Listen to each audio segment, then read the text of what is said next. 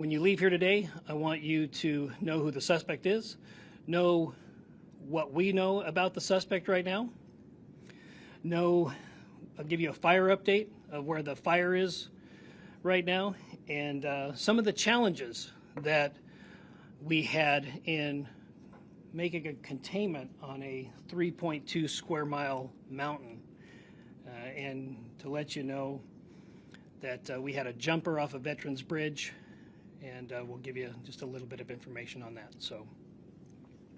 So the suspect that has been identified by our Kootenai County Coroner's Office, Coroner Duke Johnson there, has been identified as Wess Rowley, date of birth of May 1st, 2005. As of right now, and this is all very, very preliminary, we've had a lot of resources at the crime scene. We've been working through the night, so many of these facts are subject to change. We believe that Roley has prior residence in California, Arizona, and Idaho. We believe he was born in California. The Kootenai County Sheriff's Office and Coeur d'Alene Police Department, we've had 5 interactions with Roley, and of those 5 interactions, we've had 3, Coeur d'Alene Police had 2. They were very, very minor in nature. They had to do with more trespassing. He was trespassing at a location. He was asked to leave, and he cooperated. We had some welfare checks on Roley, and very, very minor. We don't show any criminal history for Roley.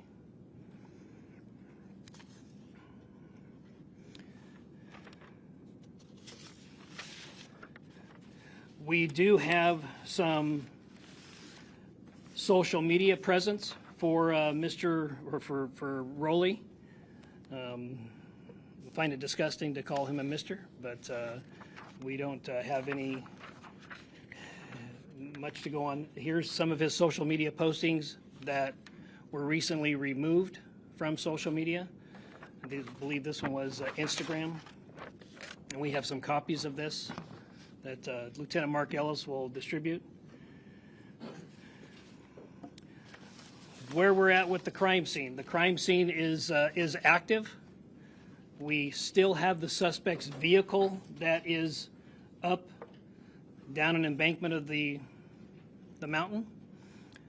Deputies who responded on scene to protect life and engage the suspect thought it would be in their best interest to get rid of what they thought was Roley's vehicle. So they had the frame of mind to push it over the side so he couldn't come around and get in that vehicle and flee. So we have not been able to find any manifesto.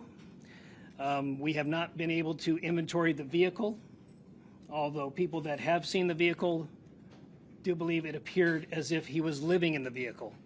There was a lot of debris that's in the vehicle, so that's all we have on that. Like I said again, we have not verified or found any manifesto. We have not done an inventory of that vehicle.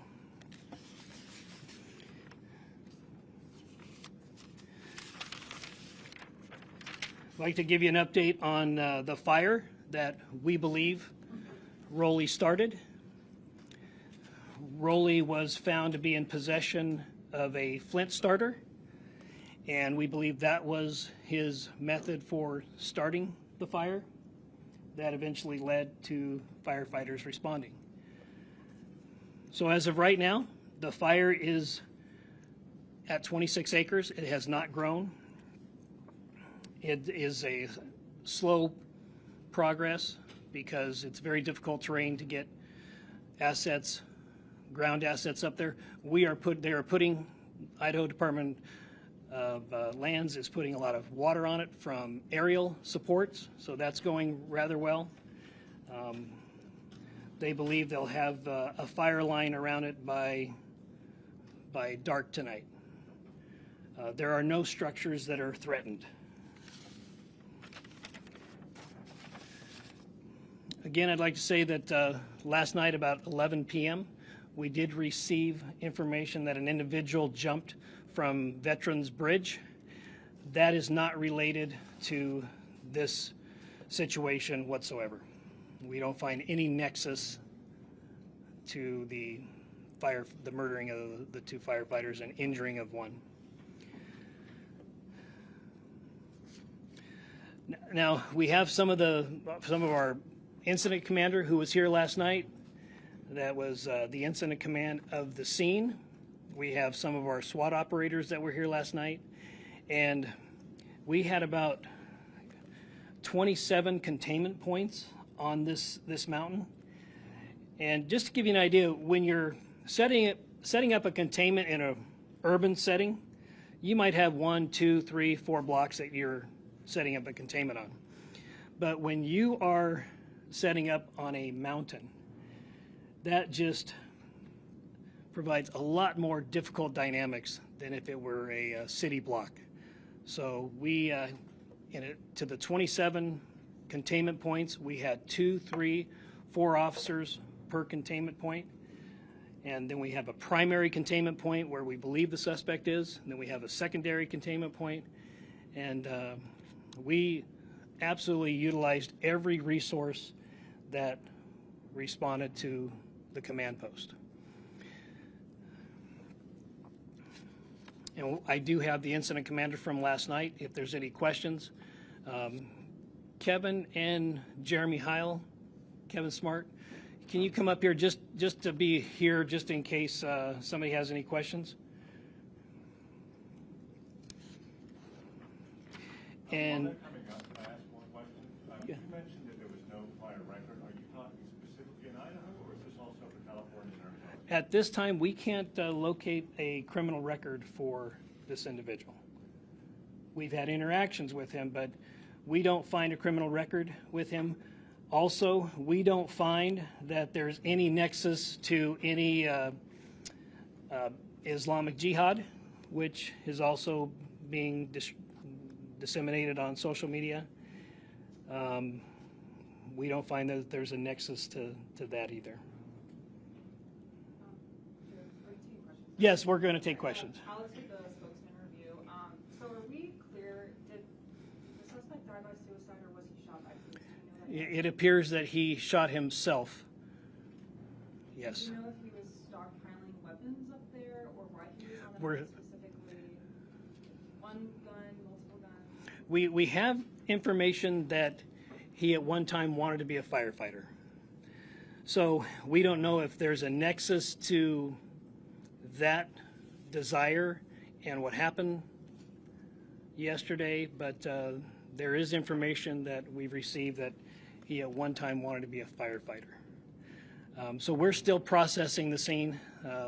It's going to take a few days to do that, especially with the current fire that's there. So, John? Sheriff, have they had any communication with the fire district about a potential job there? We have checked some of the fire entities here, and we have not located where he had either put in an application or put in some sort of a interest form. We have not found that yet. So that, yeah, we have not found that. One more question. There's supposed to be a video on Instagram. Was this posted right before the ambush? Well, it was discovered right before, but I don't know how long it had been there. Yeah. Do you have any indication of the motive?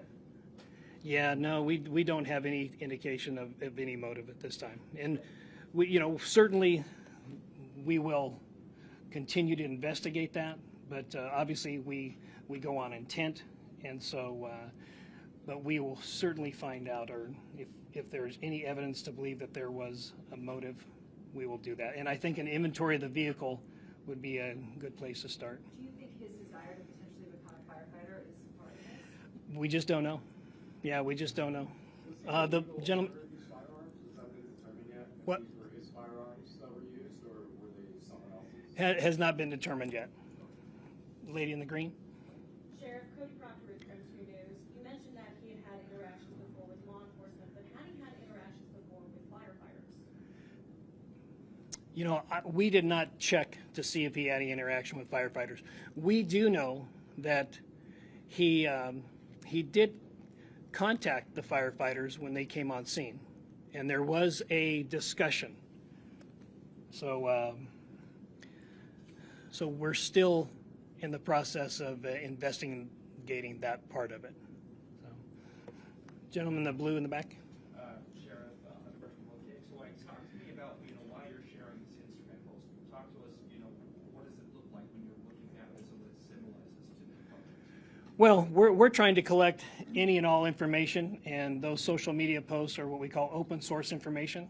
So this is all in an effort to find out intent, to find out if there was any other, if there was a motive or whatever the case may be. But And another question, we had some people that live in the area of the evacuation zone last night for this shelter in place. They say they didn't get a phone call, they didn't get a text. How does your system work? Was there a text that went out, or how did you let people know? yes, absolutely. Part of our Kootenai alerts system, we sent out a text, I believe, a 5-mile radius, and I encourage people who live or frequent the area to sign up for Kootenai alerts.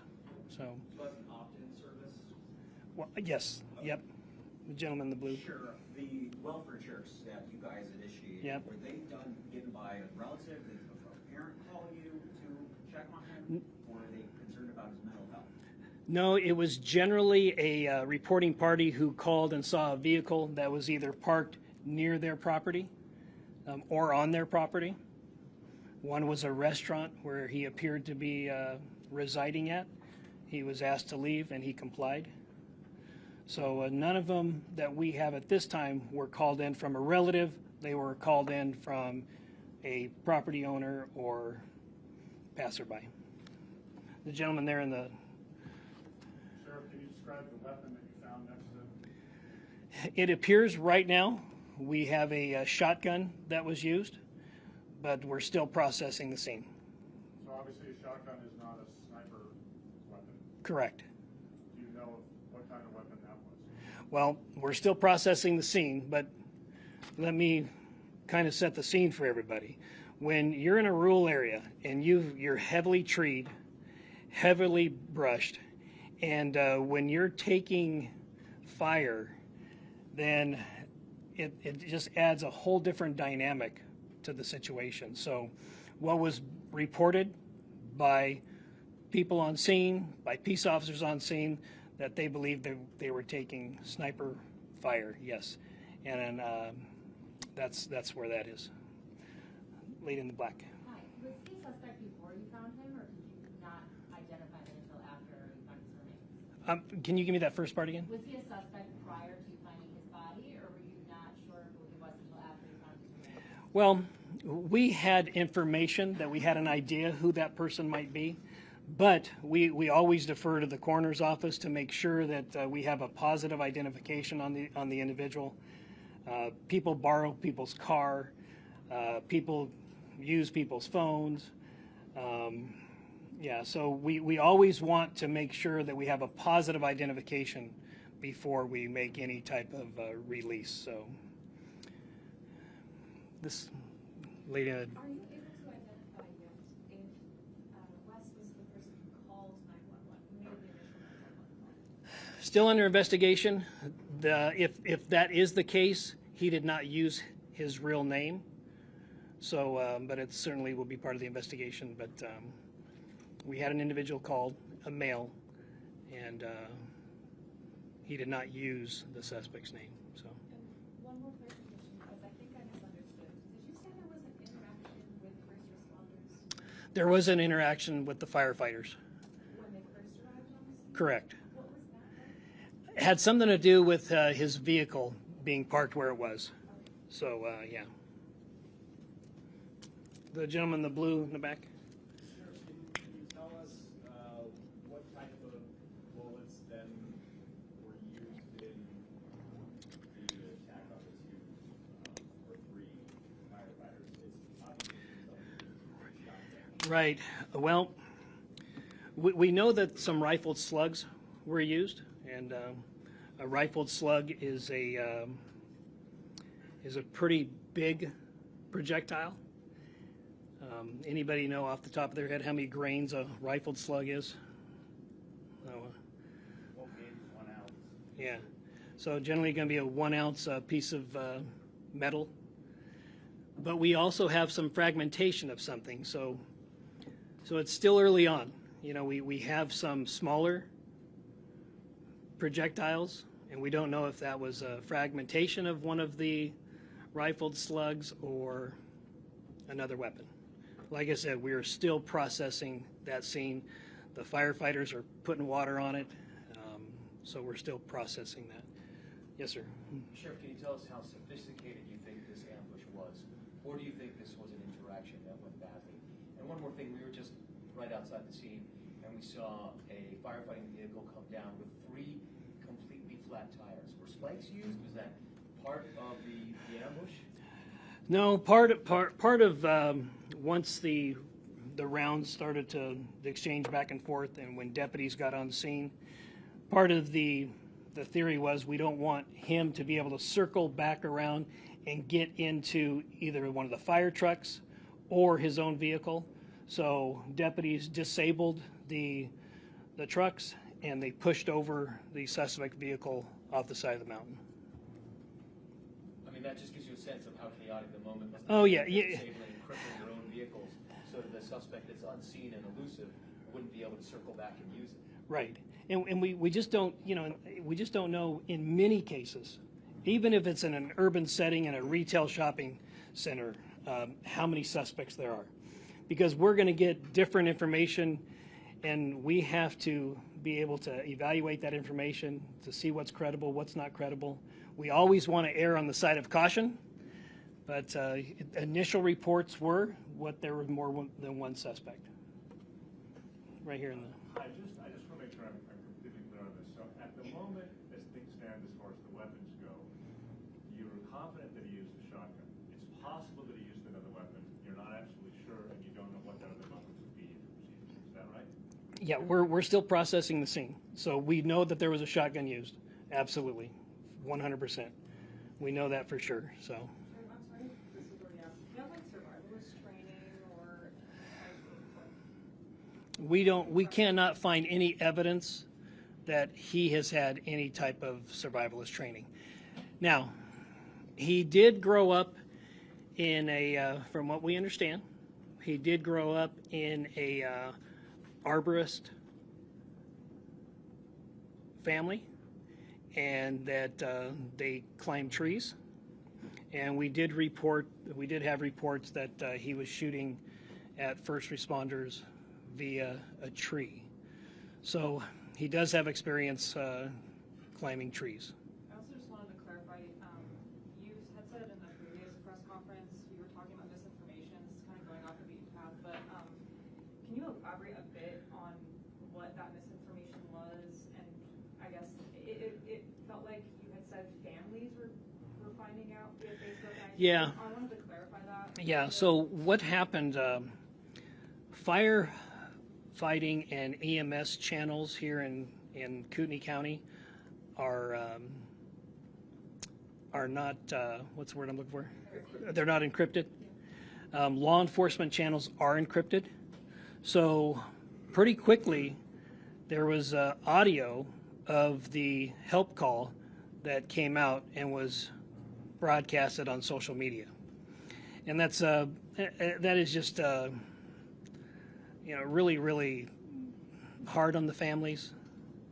Had they heard that, and I don't know if they did or didn't, but had they heard that, they would be able to identify their voice of their loved one and just make a chaotic situation more chaotic.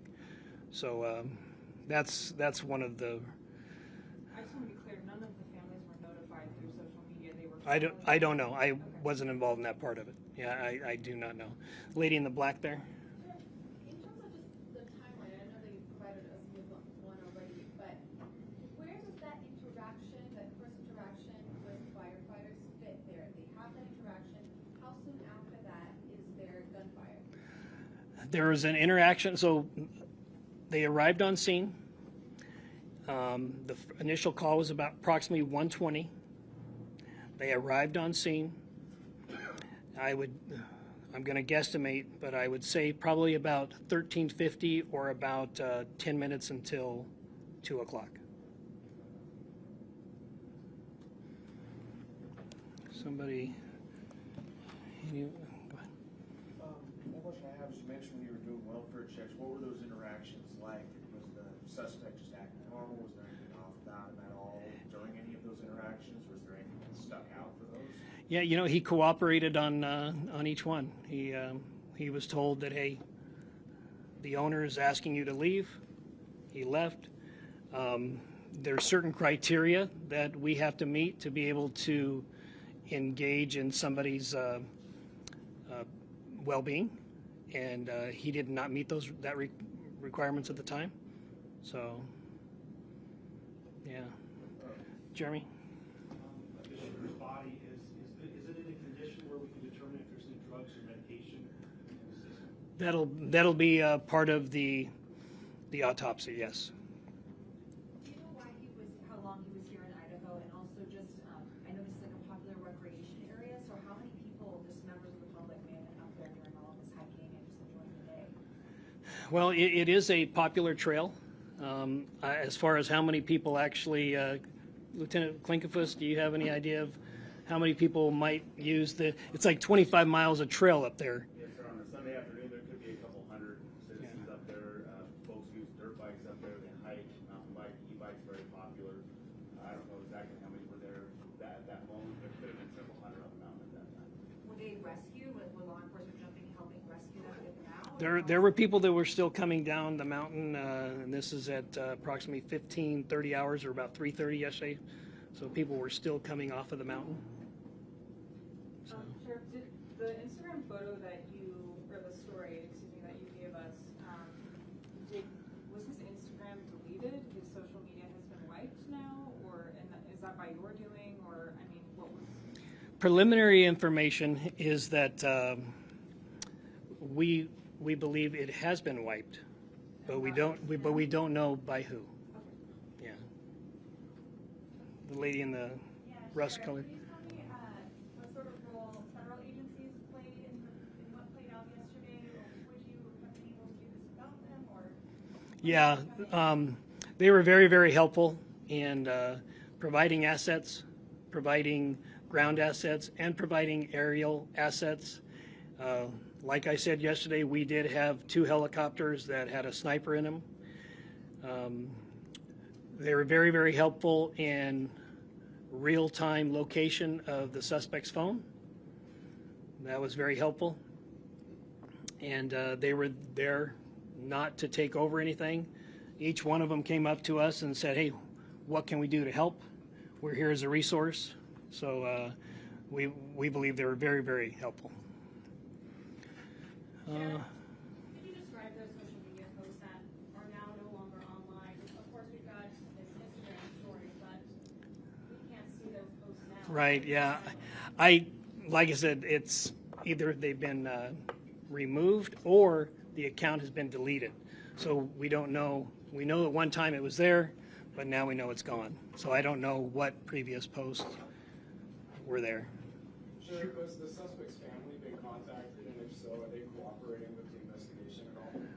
The suspect's family knows of the situation, and they're still processing the situation also. Yeah. Sheriff, is this the camo outfit that you guys found him in? No, this is a previous post. And then has the ATF been able to help you guys pinpoint, like, when he had that shotgun? Have you guys been able to trace back where he bought that shotgun? We haven't got there yet, yeah. Like I said, it's still pretty hot up there, but we'll get all that information. We just don't have that as of right now. Sure. How concerning is it to have snipers in the air when you've got people recreating up there coming off the mountain? How do you deal with that? Well, it does provide a challenge in the rural area like that, but obviously we would not. We want them to identify the target first before they took any action. But it was an active shooter situation, and we have radio traffic where there was an exchange of gunfire between suspect and deputies. So we want to make sure that we have target identification before we use any type of lethal force. So. Are you more convinced that he acted alone today than you were yesterday? And can you describe, we've heard that the fire was closing in to the scene. Can you describe? Yeah, they said that the fire approached within 50 feet. And at that time, it was a determination was made that we should probably remove the body and take what we can, and then remove from the area. So that was the decision that was made at the time. So you're going through a crime scene right now that has been burned over by fire? Yeah, it's not the perfect situation, but sometimes you have to make the best choice, and that was the best choice at that time. All right, anybody? Just a clarifying question. Was he in the tree when he talked to the firefighters who asked him to move the car? Could you sort of walk us through, sort of make that cut? We don't believe he was in the tree at the time, but we believe that he engaged deputies from the tree. And you mean gunfire? Correct, yeah. Last night you mentioned that there was a belief that he could be running from spot to spot. Has that been determined that he was moving actively across the mountain? Still under investigation. You know, we want to make sure that we do a complete search of that area, that there's no guns left over. So still under investigation. And then, is there anything you want the public to really understand about this, or do you want them to not do, or any kind of notice? Well, we're still processing the whole situation, but until the Coeur d'Alene Fire Department and the Kootenai County Fire Search and Rescue, until they put out a press release on where to give, I would encourage people to wait for that. There is one particular entity called they just changed their name, but it's called Kootenai County Red and Blue Line. I know them for a fact. I know that the board of directors do not take any money from them whatsoever, but I can anticipate we'll probably have people that are going to take advantage of this situation and try to scam people out of money for it. So I would encourage people to wait until there's an official press release from both of those entities on where to give. Sheriff, really early in the wildfire investigation, is there indication that he lit them in multiple areas, multiple spots on the mountain, or does it seem to have stepped in one spot? Yeah, right now we're still trying to contain it. It's not contained at this time. So until we can get it contained and get some investigators up there, then we just don't know at this time. Sheriff, there are 300 people that reports 300 law enforcement involved in this. Yep. Is this a war zone up there? How many shots were fired? Well, we don't know exactly how many shots were fired at this time, but at the beginning of this event, we knew that it was tragic, and we knew that there were reports that there were multiple shooters. Whether that turns out to be or not, in an operation like this, you always want to plan and prepare for the largest event, and then it's easy to scale down. But if you don't prepare for the larger event and you need more resources, it's not a good situation. So the train of thought is always prepare for a larger event. But in this particular case, an active shooter in a rural area, that just provides a lot of different challenges. And I know that Captain Heil, part of the strategy was that we're going to protect that west side of that mountain because that's where the homes are. And we're going to have probably triple as many personnel on that side. And if he wants to go east, or if he wants to go in the fire, let him.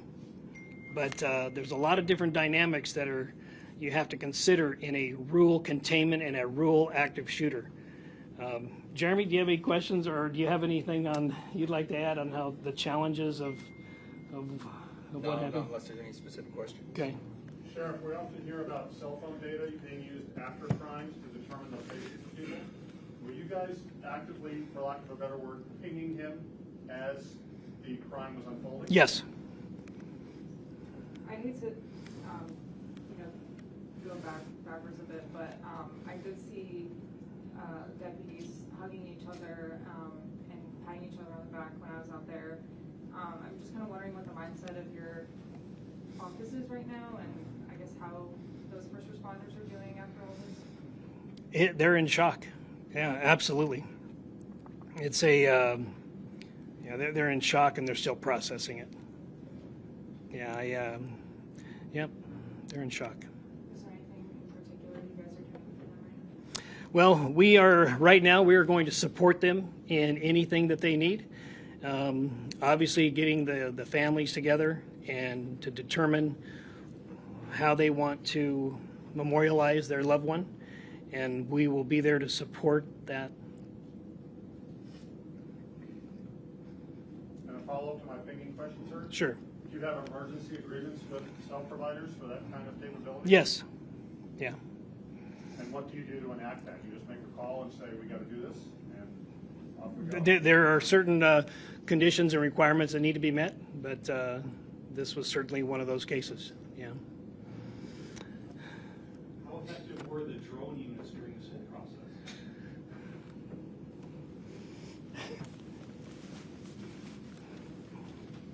process? The drone units were very effective.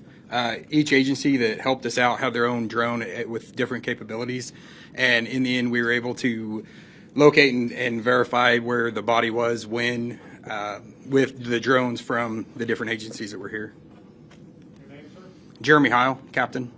Spell the last name? H-Y-L-E.